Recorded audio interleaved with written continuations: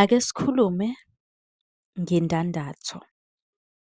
Ngibonile kuma-comment abantu bayabuza, kodwa bayakhohlwa ukuthi ngithe amavidiyo amaningi aney'mpendulo alapha ku-YouTube.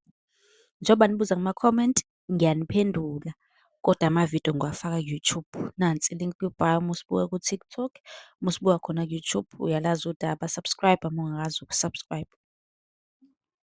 Ukuphupha indandatho.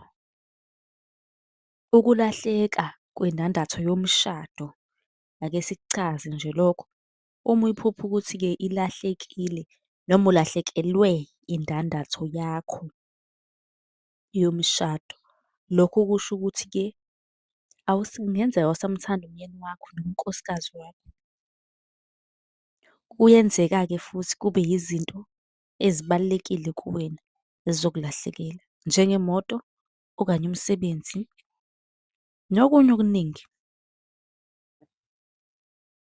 Uma uyiphupha uyifakile indandatho, kungase kubike inhlanhla enkulu.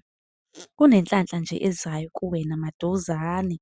Kungaba-ke indandatho yethusi, eyegolide, eyedayimane noma eyesiliva, igolide. Le siliva-ke kusuke kumele izinto-ke ezimayelana nokuceba, inhlahla enkulu-ke leyo uma kuyisiliva, kunenhlahla ezayo. Leli phupho uyaliphupha-ke uma ushadile, yabo. Kodwa uzithole usuliphupha ufake i-ring okanye ufakwa i-ring. Ngenzela ukuthi-ke kungabi khona obuzayo uthi, hawu mina ngishadile nje, kanjani, yabo. Kuyenzeka futhi uliphuphe noma ungashadile. Uma unombuzo uyakwazi ukubuza kwi-comment, la esizobe sesikwenzela eyakho ividiyo ngokuhluka kwakho, ngoba phela nonke nibalulekile. Bese-ke ngiyayiphosta lapha ku-YouTube. Okwakho ukuthi u-subscribe ukuze uma ngiphosta impendulo i-notification izongena fast, ngokushesha, ngokuphamisa kweso kuwena.